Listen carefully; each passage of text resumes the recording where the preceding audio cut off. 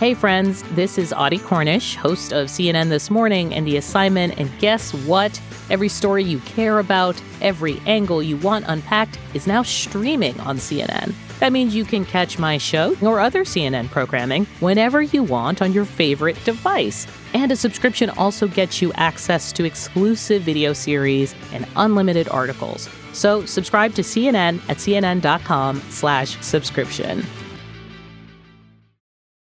This episode is brought to you by LinkedIn. Healthcare professionals can lead their careers with LinkedIn. Discover jobs by specialty, preferred shifts, and even desired salary. From mental health therapists to radiology technicians, it's now faster and easier for healthcare professionals to find the right fit. Learn more at linkedin.com/healthcare. Side effects may include faster job placement, improved work-life balance, and increased career satisfaction. Mega is an improvised satire from the staff of a fictional megachurch. We are here, Lord, we are here, and we're ready to podcast. Hiya, I'm Halle Levant, and this is Mega, coming to you from Twin Hills Community Church, where every single week we're giving our mega church a tiny family feel. We'd love to introduce you to members of our church staff and people from our community, and I always find it to be a treat and a treasure. And per usual, I'm joined by my co-host. He's the youth pastor for our high school ministry called Climax. Please welcome Gray Haas. I'm tuning in to Praise Anatomy. Halle, how are you? Oh my goodness, I love Praise Anatomy. That conjures a lot of good imagery for me because Grey's Anatomy was a show that, you know... Oh yeah, I know what Grey's Anatomy was, Halle. It excited a lot of people, but that's the way I feel about Jesus. Yes. Well, that's the whole point. That's why I said it. Yeah, it was a very exciting thing for me. I'm sorry if I'm a little bit out of breath. I was doing my steps out in the parking lot because we've been having this gorgeous fall weather, Oh, a it's late been surge of amazing. warmth. And I love fall anyway because it's harvest season, whatever that means. We have so many awesome things happening around the church right now. It's so great. And of course, Halloween just happened, but around here it's Jesus-ween. And we do trick or trunk. We do all sorts of harvest parties and things. And this year, Halle, I was just so blessed because it was, sometimes the teens, I think, get a bit too into Halloween, and I'm going, slow down, guys. You are too old for this, basically.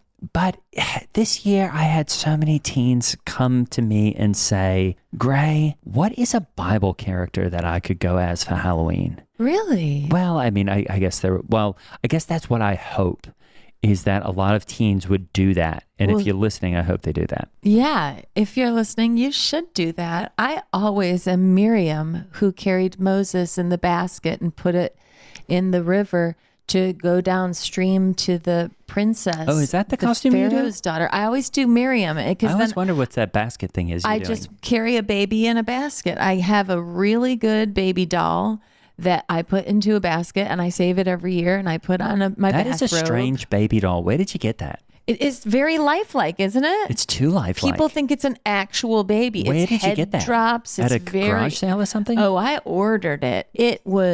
You ordered it? Why did you order it? Yeah, because I wanted an authentic baby. I kept one of my daughter's cribs that was more ornate. It was kind of an antique. Oh, which and daughter? So I keep it, the one who was born premature, and I was able to keep in a literal basket for over 10 months.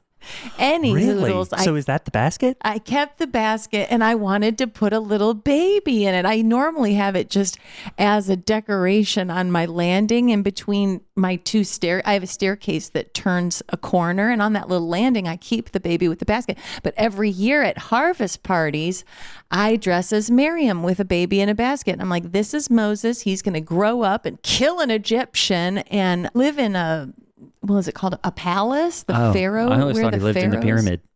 Yeah, I know. Well, I wonder if he did live in a pyramid. Well, Halle, just a lot of things are going on around here anyway. And I guess the thing that I wanted to start with are the two things that are probably on our listeners' mind, which is just how amazing we are at ignoring politics and using it as a teaching tool for Christ. And this week, we had an amazing rally here at Twin Hills, which was the King of Kings rally. It just flew in the face of the whatever that other no thing. kings. No kings, because nobody showed up. We had over 5,000 people here in the parking lot doing a King of Kings rally, where we marched around in a circle in the Twin Hills parking lot with amazing signs.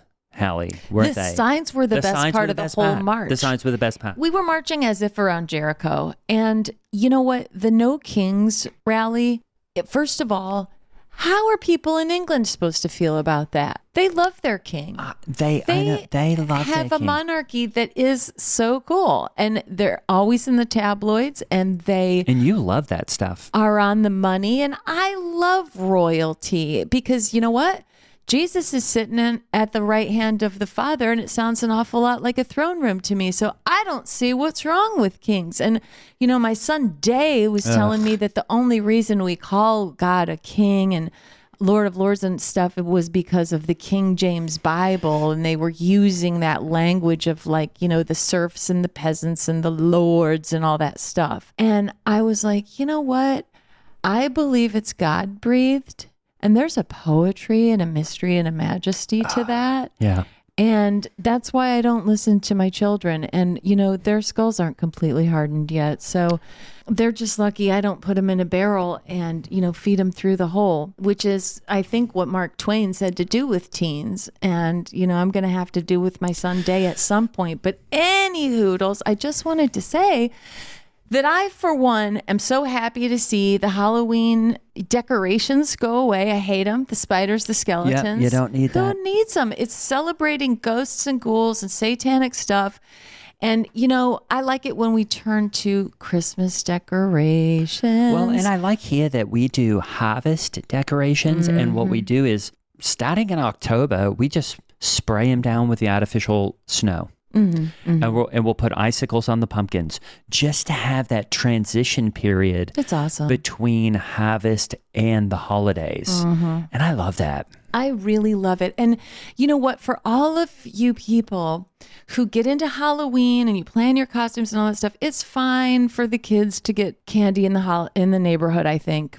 But, you know, you don't want to mess around with Satan's holiday. And I'm backtracking a little bit. I know I'm glad I'm celebrating that Halloween is behind us, but I just want to remind people that when I was young, I lived Just through a long time ago. the Satanic Panic. And I don't know if you've ever heard of that, but I've never, it was very real. It was as real as World War II or anything else in the history books. And Satanic Panic was where we were informed and reminded on a regular basis. We were told there were actual Satanists in the woods, in the forest preserves. Oh, I'm sure there were. In town, in the mall. Always in the mall. In the Orange Julius, in the Applebee. Anywhere you look, you could be looking at, maybe even talking to a Satanist. And these people would go in the woods at night and they would do these sacrifices. They would dance and chant around fires in the woods. And they would wait for teenagers, usually Christian teenagers, who have been trying with all their might to stay sexually pure. But they sometimes stumble with a date in a car in a forest preserve. And they get in there and start making out or necking or whatever, steaming up the windows of a car.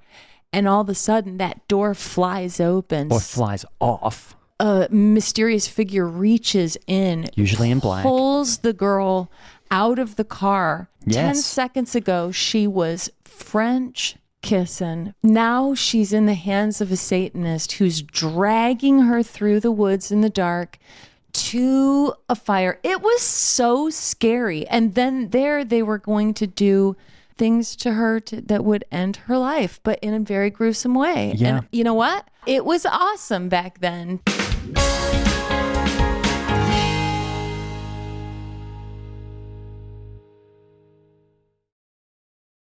Running a business comes with a lot of what ifs, but luckily there's a simple answer to them: Shopify. It's the commerce platform behind millions of businesses, including Thrive Cosmetics and Momofuku, and it'll help you with everything you need. From website design and marketing to boosting sales and expanding operations, Shopify can get the job done and make your dream a reality. Turn those what-ifs into... Sign up for your $1 per month trial at shopify.com/special offer. Chronic spontaneous urticaria, or chronic hives with no known cause. It's so unpredictable. It's like playing pinball. Itchy, red bumps start on my arm, then my back. Sometimes my legs. Hives come out of nowhere. And it comes and goes. But I just found out about a treatment option at treatmyhives.com. Take that, chronic hives. Learn more at treatmyhives.com.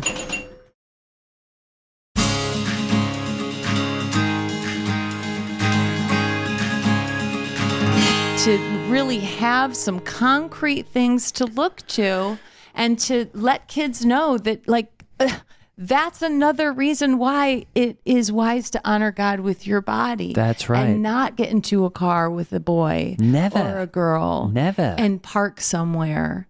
Because that is where the Satanists were waiting for you. I don't know who's waiting for you now. I never hear enough about Satanists anymore. And it was, Well, it was he's very still out there. effective. He's usually in the forest preserve. A lot of times, and in my opinion, Allie, where I see Satan show up the most is usually at one of what is called these lapping events, where people, LARPing? lapping, LARPing? and lapping, and LARPing? and they dress up, and usually it's just in a pack. They don't even have the cojones to go into a forest preserve anymore because that's how afraid of everything they are. But the other day, Halle, I'm walking by. Well, I was in the park doing just kind of a boot camp on my own. Oh, wow. Speaking of, I'm going to bring up something. And when I say boot camp, it's actually part of an awesome thing I'm doing with this TikToker named Cooper Boot. Oh, Cooper Boot? Do you know Cooper Boot? Who doesn't know Cooper Boot? Oh, Cooper Boot is awesome. He's is so huge. awesome. Everybody knows who Cooper Boot is. Anyway, so I was doing a Cooper Boot camp, hashtag Cooper Boot, hashtag Cooper Boot camp in the park, which is where you go up on your TikTok live and try to debate an atheist or anyone who just seems different than you and try to take them down. And a bunch of these kids were out there lapping, and it was so stupid that I couldn't believe it. I mean, they were in these little plastic helmets hitting each other in the head with foam swords. And of course, I just went up and I did hashtag Cooper Boot debate, and I debated them about anything they wanted to debate about, just cultural topics. And I basically had to take them down. But that's what Cooper Boot is doing. He's this young, awesome TikToker who loves God, who loves America, and he's just going around taking it to the libs and the atheists. And I'm part of the hashtag Cooper Boot pack. And it's been so fun. So, yeah, I would say that Satan is hanging around in packs now, and it's mostly around these lapping teens. Wow, good to know. And I'm always into debates with atheists and Christians because you know what? The atheists are defeated before they even start because guess what? You can't prove a negative. I've never won a brain award, but I even can understand. Well, what's a brain award? That you can't prove a negative.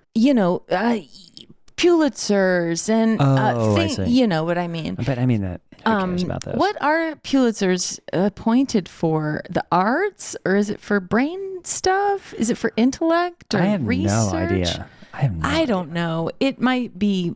Hopefully, once the Kennedy Center gets fully turned around in the right direction, we'll get some good, Christian art that can explain some of this stuff. The way Hamilton explained president stuff to kids. Yeah. Well, speaking of tearing things down, we are excited to announce that we are tearing down the East Wing. Oh, it's already gone. Oh, is it? It's fully demolished. Really? I saw it yesterday. At first, we weren't going to alter it in the least. We were just going to maybe add on to it. And now it's demolished. Is it? Yeah, but it only housed... Since yesterday? Yeah.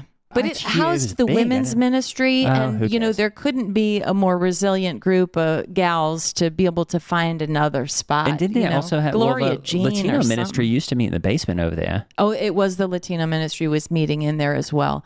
But also very resourceful people who will be able to find a place and put some chairs down and have a service. Well, who tore it down? That was fast. Well, we're putting in an event space, I think Steve said to call it, that is going to be able to receive people from other countries. If we want to bring missionaries in to visit, we can have dinners and we can host events. Our auditorium seats 2,000, and that's why we obviously have to have 6 services every weekend to get everybody in.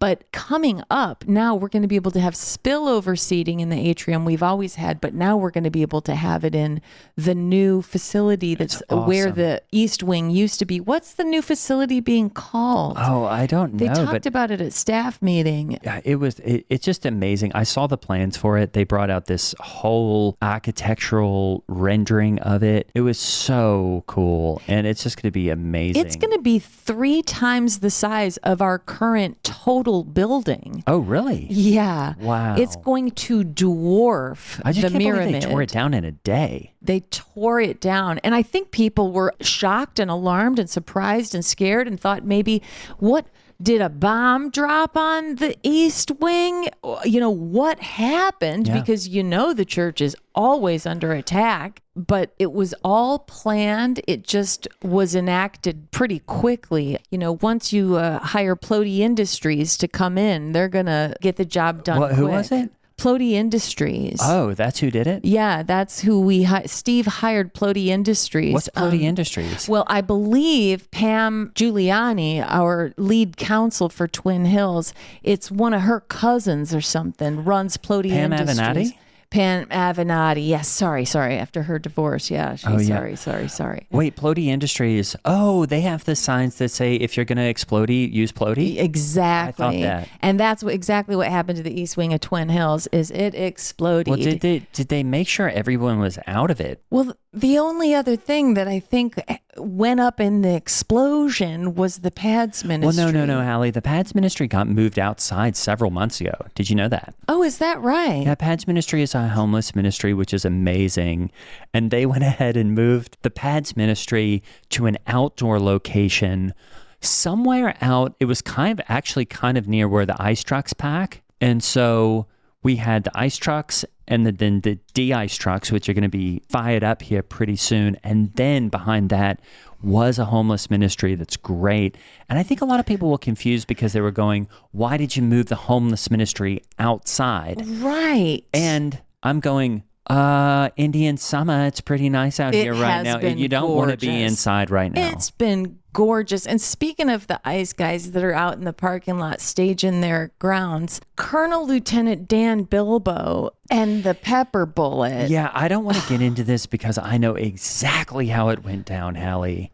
And a lot of people are talking about the pepper bullet. My dear friend, Colonel Dan Bilbo, apparently, and it is on TikTok, and Koopa Boot has talked about this on his channel because Koopa Boot definitely proved that there were a lot of deep fakes going around. But essentially what it boils down to is Colonel Dan Bilbo did shoot a priest in the head with a pepper bullet.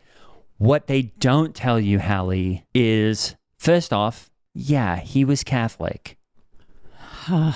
It's not like he went and shot a Christian in the head. The second thing is you don't hear on the tape what that priest was saying to him. What was he saying? Well, can you imagine? First off, can you imagine what a Catholic priest was saying that would cause my close personal friend, Colonel Dan Bilbo, to shoot him in the head with a pepper bullet? I don't even want you to imagine how bad the things coming out of his mouth were. And I'm not going to say it on the program. What were they in the theme of? Well, it was Latin. I'll start with that. Oh, no. And the only reason that he had to do it is because he had ChatGPT up on his phone and was translating the Latin, Colonel Dan Bilbo was, and when he read it, bang. That's how bad it was, Hallie. What was it? He had to. What was it? Do you know what it was? It's not like he shot a Christian, Hallie.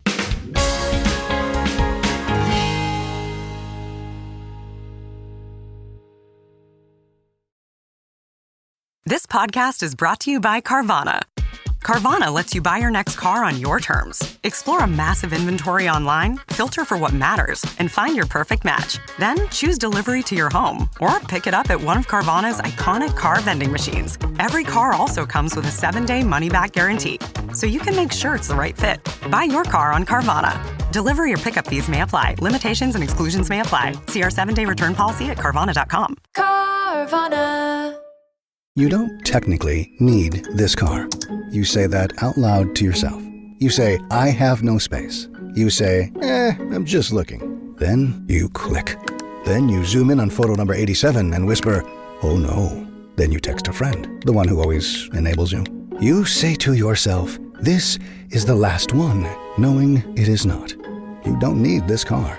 But maybe, just maybe, this car needs you. Bring a trailer. It's never just a car.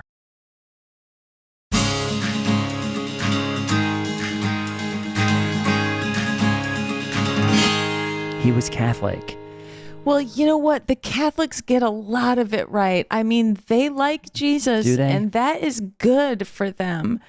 But boy, do they just add in too much stuff. And I just feel like so much Well, he added a few words into whatever he was saying because it was enough to get my friend, my close, dear, personal friend, Colonel Dan Bilbo, to take his finger from here to here. And to bend a knuckle? Do you know what it takes to get an officer of the law to bend that knuckle, Hallie? Oh, I can't lot. even imagine. A lot. I can't even imagine because you know I got a bumper sticker on my Lexus about the boys in blue. Oh, you do. You And- have your back the blue sticker, and you have your the whatever that American and in my flag new with the blue- Tesla. Oh, you got a Tesla? Yeah, I have a Tesla too. I didn't know you got a Tesla. Yeah, it is awesome. Really? I didn't think you would ever drive an electric vehicle. It's great. It's a matte lavender and it's gorgeous. I have a screen inside on the dashboard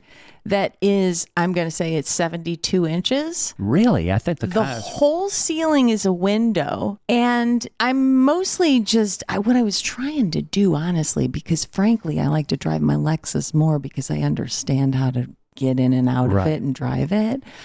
But I need something since my kids stopped caring about their screen time. I need something to use as leverage as a mom, who needs to be able to, so I got a Tesla so that the kids could long for something, quite frankly. But so far, none of them have even asked to borrow the keys once. In fact, Day keeps putting it in the garage and closing the door. I mean, and what does Lance feel about this? Because isn't he working at Range Rover? Yeah, he is enjoying his time, although he has been attacked by another hawk.